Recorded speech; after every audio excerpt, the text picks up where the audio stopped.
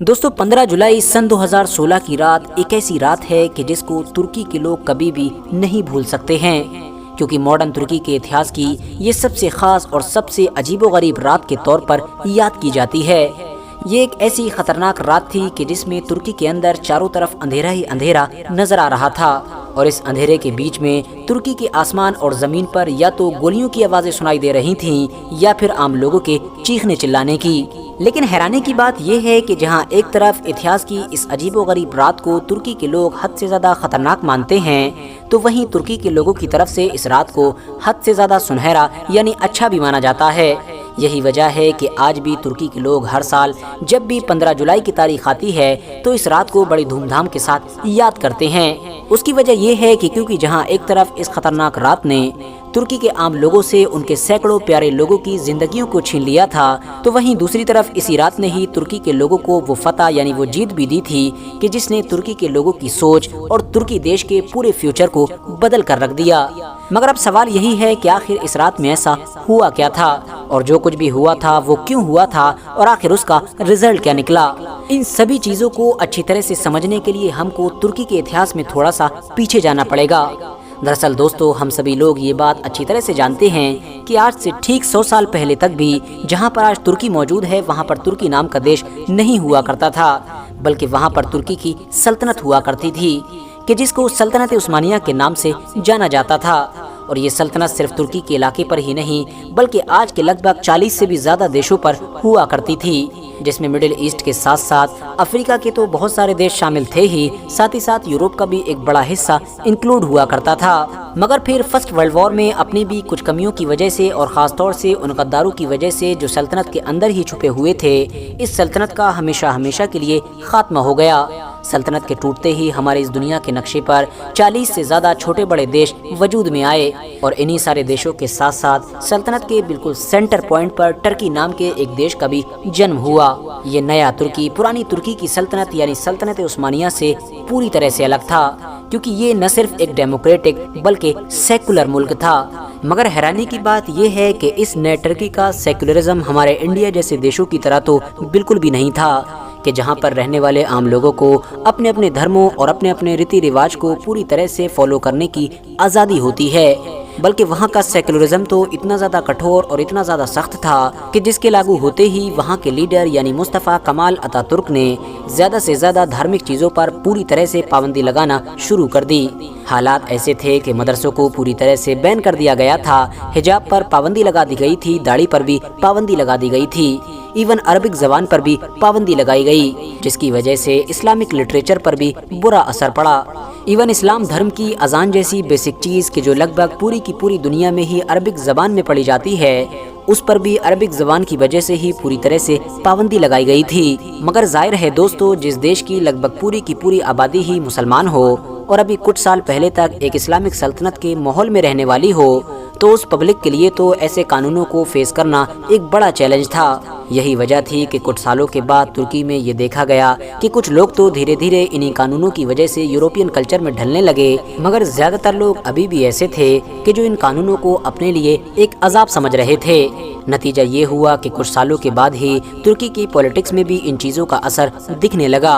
और कुछ लीडर्स ऐसे सामने आने लगे कि जो इन्हीं मुद्दों को अब पॉलिटिक्स में बढ़ चढ़कर उठाने लगे। फिर दौर आया 1950 का, और 22 मई 1950 को प्रधानमंत्री की गद्दी पर एक ऐसा इंसान बैठा कि जिसको इतिहास में अदनान मेंदेरिस के नाम से याद किया जाता है। अदनान मेंदेरिस ही मॉडर्न तुर्की के इतिहास का वो पहला प्रधानमंत्री था कि जिसने तुर्की के इन नए उसूलों को बदलने की कोशिश की। अदनान मेंदेरिस के दौर में ही तुर्की की ऐसी बेशुमार मस्जिदों को खोला गया कि जिनके ऊपर मुस्तफ़ा कमाल अतातुर्क के दौर में पाबंदी लगाई गई थी।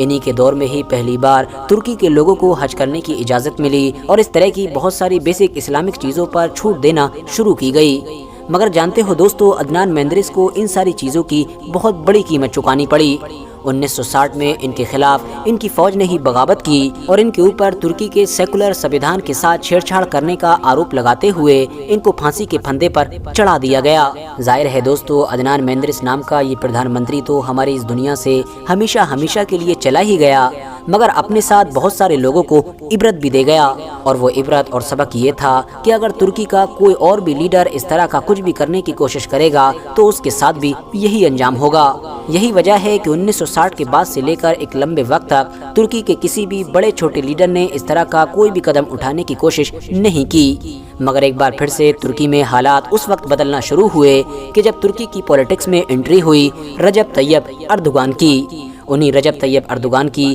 کہ جن کو اس وقت ترکی کے سب سے طاقتور انسان کے طور پر جانا جاتا ہے۔ طیب اردوغان نے جیسے جیسے اپنی راجنیتک زندگی کی سیڑھیوں پر چڑھنا شروع کیا، ویسے ویسے اپنے استر پر اس طرح کے بہت سارے قانونوں میں بدلاؤ کرنا بھی شروع کر دیا۔ نتیجہ یہ ہوا کہ جہاں ایک طرف یہ ایک بڑے گروپ کے نشانے پر آنے لگے تو وہیں دوسری طرف ایسے بہت سارے مسلمانوں کے چہیتے بننے لگے کہ جو پہلے سے ہی ان سخت قانونوں سے بہت زیادہ پریشان تھے۔ ان دھارمک چیزوں سے الگ ہٹ کر بھی اگر آپ لوگ رجب طیب اردوغان کے راجنیتک کریئر پر نظر ڈالیں گے تو آپ کو یہ پتہ چلے گا کہ شروعاتی دور میں رجب طیب اردوغان نے اکنومی کے معاملے میں بھی ترکی کو ایک نئی اڑان دی تھی، جس کا اثر یہ ہوا کہ دھیرے دھیرے طیب اردوغان پورے ترکی میں حد سے زیادہ مشہور ہوتے چلے گئے، اور پبلک نے پہلے تو ان کو لگاتار پردھان منتری بنایا اور اس کے بعد دیش کا راشٹرپتی بنایا، اور آج تک لگاتار پچھلے کئی سالوں سے کسی نہ کسی صورت میں رجب طیب اردوغان کا ہی راج چلتا ہے، یعنی ترکی کی باغڈور پچھلے کئی سالوں سے رجب طیب اردوغان کے ہاتھوں میں ہے۔ مگر دوستو، زیادہ سے زیادہ مذہبی چیزوں پر سے پابندی ہٹانے کے علاوہ بھی رجب طیب اردوغان کی ایک اور ایسی خاص چیز تھی کہ جو ان کو ترکی کے پرانے سبھی لیڈر سے الگ بناتی تھی، اور وہ خاص چیز یہ تھی کہ ان کے ہمیشہ سے ہی رشتے امریکہ کے ساتھ ساتھ سبھی یورپین کنٹریز سے گڑبڑ رہا کرتے تھے، یعنی ان کا تال میل یورپ اور امریکہ کے ساتھ ویسا نہیں رہا کرتا تھا کہ جس طرح کا تال میل یورپ کے پرانے لیڈرز کا رہا کرتا تھا۔ فی الحال دوستو، کل ملا کر یہی وہ ساری چیزیں تھیں کہ جو رجب طیب اردوغان کے لیے ایک بڑی مصیبت لے کر آئیں، اور ان کے ورودیوں نے ان کے ساتھ بھی وہی کرنے کا فیصلہ کیا کہ جو پہلے بھی ترکی کے کئی اور پردھان منتری کے ساتھ ہو چکا تھا، یعنی ان کے خلاف بغاوت کر کے ان کی حکومت کا تختہ پلٹ کرنا اور ان کو ہمیشہ ہمیشہ کے لیے اس دنیا سے ہی ختم کر دینا۔ اور رجب طیب اردوغان کی زندگی کا یہ سب سے مشکل اور سب سے خطرناک دن 15 جولائی سن 2016 کو آیا کہ جب خود رجب طیب اردوغان بھی ترکی کی راجدھانی یعنی انقرہ میں موجود ہی نہیں تھے،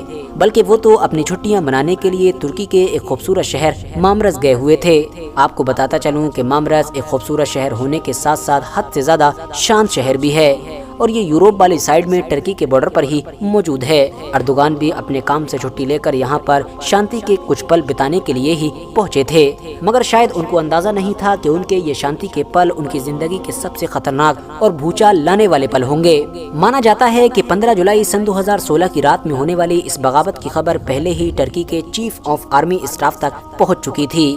ان کو کچھ خفیہ ایکسپرٹس نے یہ خبر دے دی تھی کہ ہماری ہی فوج کا ایک بڑا گروپ ایک لمبے وقت سے ترکی میں تختہ پلٹ کی کوشش کر رہا ہے اور اگلے ہی دن کچھ بڑا کرنے والا ہے۔ اسی لیے چیف کے جو رجب طیب اردوغان کے فیور میں ہوا کرتے تھے، انہوں نے فوراً اردوغان سے فون کے ذریعے سے کانٹیکٹ کرنے کی کوشش کی، مگر افسوس اردوغان کا فون ریسیو نہیں ہوا، جس کی وجہ سے اب چیف نے خود اس خطرے سے نپٹنے کا فیصلہ کیا۔ مگر حیرانی کی بات یہ تھی کہ چیف کے ساتھ رہنے والا ہی ایک انسان کہ جو ان کا حد سے زیادہ کلوز بھی ہوا کرتا تھا، وہ پہلے سے ہی باغی گٹ سے ملا ہوا تھا۔ اس نے چیف کی طرف سے بنائے گئے سارے پلان کی خبر پہلے ہی اپنے آقاؤں تک پہنچا دی۔ نتیجہ یہ ہوا کہ اب باغی گٹ نے پلاننگ سے ایک دن پہلے ہی ایکشن لے لیا، اور جیسے ہی 15 جولائی کو اندھیرا ہونا شروع ہوا، ویسے ویسے ترکی کے آسمانوں میں جیٹ اور ہیلی کاپٹرز کی آواز سنائی دینے لگی، اور وہیں دوسری طرف زمین پر بھی بڑے بڑے ٹینکس اور فوجیوں کی ٹکڑیاں نظر آنے لگیں۔ شام کے 7 بجے تک پورے ہی دیش میں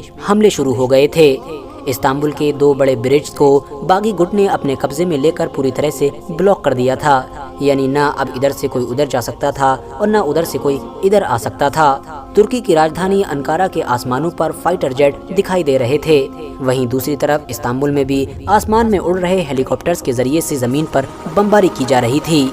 پوری کی پوری عام پبلک دہشت میں جا چکی تھی اور یہ سمجھ نہیں پا رہی تھی کہ آخر اچانک سے یہ سب کچھ ہو کیا رہا ہے۔ ترکی کے چیف آف آرمی اسٹاف کے جن کے بارے میں نے آپ کو پہلے ہی بتایا کہ جو اردوغان کے فیور میں ہوا کرتے تھے، وہ کچھ سمجھ کر ایکشن لینے کی تیاری کر پاتے اس سے پہلے ہی باغی گٹ نے ان کو بھی اریسٹ کر لیا۔ اور بعد میں ان کے سامنے تختہ پلٹ کا کاغذ رکھ کر اس کے اوپر دستخط کرانے کی کوشش کی، مگر انہوں نے صاف صاف منع کر دیا۔ اس کے بعد ان سے زور زبردستی کی گئی اور بیلٹ کے ذریعے سے ان کا گلا گھونٹنے کی بھی کوشش کی گئی، مگر کسی بھی صورت میں وہ دستخط کرنے کے لیے تیار نہیں ہوئے۔ دوسری طرف ترکی کی جو بایو سینا کے چیف تھے اور جو اس دن استنبول کی ایک شادی میں شریک ہونے کے لیے گئے تھے، ان کو بھی وہیں سے ہی خفیہ طور پر کڈنیپ کر لیا گیا۔ اس کے بعد باغیوں کا ایک بڑا گروپ ترکی کے سرکاری نیوز چینل یعنی TRT کے اندر داخل ہوا اور اس نے پورے چینل پر پوری طرح سے قبضہ کیا اور پھر ایک نیوز اینکر کے سر پر بندوق رکھی اور بندوق کے بلبوتے پر اس کو اعلان پڑھنے کا آرڈر جاری کیا۔ اس اینکر نے ان لوگوں کی بات مان لی اور اعلان پڑھنا شروع کر دیا۔ اس اعلان میں یہ کہا گیا تھا کہ ترکی کی جو موجودہ گورنمنٹ تھی اس نے ترکی کے سنویدھان اور دھرم نرپیکش چہرے کو بدلنے کی کوشش کی ہے، اسی لیے اب یہ پورا دیش ہمارے ہاتھوں میں ہے اور ہم ہی ترکی کے لوگوں کی حفاظت کریں گے۔ دوستو دھیرے دھیرے اگلے کچھ منٹس کے اندر ہی ترکی کے حالات پوری طرح سے بدل چکے تھے۔ پارلیمنٹ جیسی بڑی اور قیمتی جگہوں پر بھی بم برسائے جا رہے تھے۔ عام راستوں اور گلیوں پر ٹینکوں کے علاوہ کچھ نظر نہیں آ رہا تھا۔ بڑی بڑی آرگنائزیشنز کے اوپر بھی اب باغی گٹوں کا قبضہ ہو چکا تھا۔ مگر دوستو اس پورے کشمکش والے حالات میں اگر کوئی ایک چیز غائب تھی تو وہ تھے ترکی کے راشٹرپتی یعنی رجب طیب اردوغان۔ ہر کوئی یہ سوچ رہا تھا کہ آخر اس خطرناک غدر میں رجب طیب اردوغان کہاں پر ہیں، کیونکہ ان کے ٹھکانے کا تو کسی کو بھی پتہ نہیں تھا۔ باغیوں کے سردار نے اب اپنے کچھ فائٹر جیٹس کو یہ آرڈر دیا کہ وہ فوراً اپنا منہ مامرس کی طرف مڑا دیں اور وہاں پر رجب طیب اردوغان جہاں بھی ملیں ان کو فوراً قتل کیا جائے۔ اپنے سردار کے آرڈر پر فائٹر جیٹس نے اپنا منہ مامرس کی طرف موڑ دیا اور وہاں پہنچ کر رجب طیب اردوغان کے ریزورٹ پر بے تحاشا بمباری کی۔ ان لوگوں کو یہ محسوس ہوا کہ شاید وہ اپنے مقصد میں کامیاب ہو چکے ہیں اور رجب طیب اردوغان کی صورت میں اب ان کے راستے کا سب سے بڑا اور سب سے آخری پتھر ہمیشہ ہمیشہ کے لیے ہٹ چکا ہے۔ مگر دوستو وہ لوگ شاید غلط فہمی میں تھے، کیونکہ رجب طیب اردوغان تو چند منٹ پہلے ہی پورے معاملے کو اچھی طرح سے بھانپ کر وہاں سے نکل چکے تھے۔ اسی لیے اب بس انتظار تھا کہ آخر رجب طیب اردوغان ایسے حالات میں کیا ایکشن لیں گے۔ باغیوں کے ہوش اچانک سے اس وقت اڑ گئے کہ جب رات کے 9 بجے کے قریب رجب طیب اردوغان نے اپنے موبائل کے ذریعے سے CNN ترک پر لوگوں کو سمبودت کرنا شروع کیا۔ اپنے موبائل کے ذریعے سے اردوغان نے جنتا کو یہ میسج دیا کہ عام جنتا کی طاقت سے بڑی کوئی طاقت نہیں ہوتی ہے۔ اگر ہم لوگوں کو اپنے دیش کو بچانا ہے تو ہر حال میں اپنے گھروں سے باہر نکلنا ہوگا اور بے جھجک ان طاقتور گٹوں سے مقابلہ کرنا ہوگا۔ ساتھ ہی ساتھ انہوں نے یہ بھی کہا کہ جن لوگوں نے بھی دیش کو کمزور کرنے کی یہ سازش کی ہے ان کو کسی بھی صورت میں بخشا نہیں جائے گا۔ دوستو اردوغان کا موبائل کے ذریعے سے لوگوں کے سامنے آنا تھا مانو پورا پاسا ہی پلٹ گیا۔ دیکھتے ہی دیکھتے اپنے لیڈر کے آرڈر پر لبیک کہتے ہوئے ترکی کا ہر عام انسان، اب وہ چاہے بوڑھا ہو، جوان ہو، مرد ہو، عورت ہو، بچہ ہو، ہر کوئی روڈوں پر نکلنے لگا۔ ان کے پاس جو کچھ بھی موجود تھا انہوں نے اس سے ہی لڑنے کا فیصلہ کیا۔ چاقو، بیلن، برتن، ڈنڈے، اس طرح کی بہت ساری چیزیں اپنے ہاتھوں میں لیے پبلک روڈوں پر نظر آنے لگی۔ باغیوں نے بڑے بڑے شہروں میں کرفیو لگا رکھا تھا مگر پبلک کا اس کے اوپر ذرہ برابر بھی کوئی اثر دکھائی نہیں دے رہا تھا۔ اپنی طرف پبلک کا سیلاب آتے ہوئے دیکھ اب باغیوں نے بھی ان سے نپٹنے کا فیصلہ کیا۔ باغیوں نے عام پبلک کے اوپر ہیلی کاپٹر سے گولیاں چلائیں، ٹینکوں کے ذریعے سے گولے برسائے، ایون ٹینکوں کے ذریعے سے ان لوگوں کو روند بھی ڈالا، مگر عام پبلک کسی بھی صورت میں پیچھے ہٹنے کے لیے تیار نہیں تھی۔ بڑے بڑے ہتھیاروں، ہیلی کاپٹرز اور بڑے بڑے ٹینکس کے سامنے نہتی عام پبلک ایک لمبے وقت تک ڈٹی رہی اور ان لوگوں کا بڑی بہادری کے ساتھ مقابلہ کرتی رہی۔ اور پھر اس کے بعد اس میں انٹری ہوئی ترکی کی پولیس اور عام آرمی کی، کیونکہ جیسا کہ میں نے آپ کو شروع میں بھی بتایا کہ یہ بغاوت ترکی کی پوری آرمی کی طرف سے نہیں کی گئی تھی بلکہ ایک بڑے گروپ کی طرف سے کی گئی تھی۔ ادروائز ترکی کا جو چیف تھا وہ تو خود رجب طیب اردوغان کے پکش میں ہی تھا اور جس کو شروع میں ہی باغی گٹ نے اریسٹ کر لیا تھا۔ 15 جولائی کی یہ رات ترکی کے لوگوں کے لیے حد سے زیادہ خطرناک اور ڈراونی تھی۔ یہی وجہ ہے کہ ترکی کے لوگ اس رات کو لانگسٹ نائٹ کے نام سے بھی یاد کرتے ہیں، یعنی کہ سب سے لمبی رات۔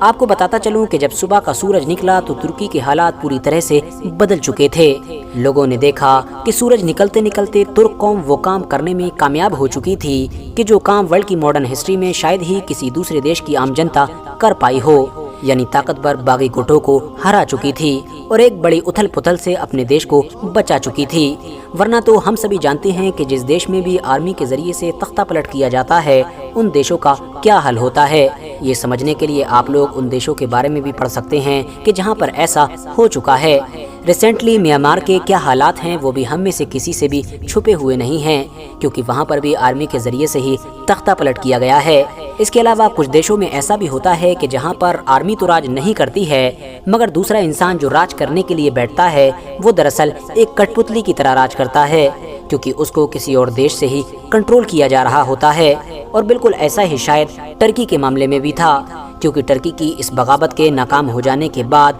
जब छानबीन की गई थी तो टर्की की गवर्नमेंट की तरफ से जिस इंसान पर इस चीज़ का इल्ज़ाम लगाया गया था वो दरअसल एक ऐसा ही इंसान था कि जो अमेरिका के अंदर बैठा हुआ था। बाद में तुर्की ने अमेरिका से ये मांग भी की थी कि फताहुल्लाह गुलेन नाम के इस इंसान को हमारे हवाले किया जाए, क्योंकि यही उस बगावत का मास्टरमाइंड था। मगर अमेरिका ने उसको तुर्की के हवाले करने से साफ साफ इनकार कर दिया था। शायद यही वो रीज़न था कि जिसकी वजह से तुर्की के राष्ट्रपति यानी रजब तैयब अर्दोगान ने यह दावा किया था कि तुर्की में जो बगावत हुई थी उसका सबसे बड़ा जिम्मेदार अगर कोई था तो वो सिर्फ और सिर्फ अमेरिका था। यानी अमेरिका के इशारों पर ही तुर्की में उनके खिलाफ तख्ता पलट करने की कोशिश की गई थी, ताकि वहाँ पर एक ऐसे इंसान को बैठाया जा सके कि जो अमेरिका के ही इशारों पर चले। दोस्तों, रजब तैयब अर्दोगान के एक इशारे पर आम लोगों ने 15 जुलाई सन 2016 की इस खतरनाक बगावत को नाकाम तो बना दिया था, मगर ये बगावत इतनी आसानी से नाकाम नहीं हो गई थी कि जितनी आसानी से हम लोगों को नजर आ रही है, बल्कि इस खतरनाक और डरावनी रात में तुर्की के लगभग 251 लोगों को अपनी जान गंवानी पड़ी थी। इतना ही नहीं, 2200 से भी ज्यादा लोग बुरी तरह से जख्मी भी हुए थे, क्योंकि जाहिर है जैसा कि मैंने आपको बताया कि दूसरी तरफ से बागी लोग भी आम लोगों को रोकने के लिए हेलीकॉप्टर से गोलियां बरसा रहे थे। रोडों पर जो आम लोग इनके टैंकों को रोकने की कोशिश कर रहे थे उनके ऊपर से टैंक ही चढ़ा दे रहे थे। फिलहाल दोस्तों, सन 2016 के बाद से ही तुर्की के लोग इस रात को एक फतह के तौर पर याद करते हैं, और हर साल जब भी ये रात आती है तो इसमें जान गंवाने वाले सभी लोगों को शहीदों के तौर पर याद किया जाता है। आज की अपनी वीडियो को हम यहीं पर ख़त्म करते हैं। वीडियो पसंद आने पर न सिर्फ वीडियो को लाइक करें बल्कि अपने फ्रेंड्स के साथ भी ज़रूर शेयर करें, और इसी तरह की नॉलेजेबल और हिस्टोरिकल वीडियोस हमेशा देखने के लिए हमारे इस चैनल को सब्सक्राइब करके साथ ही में बेल आइकन को भी प्रेस कर दें।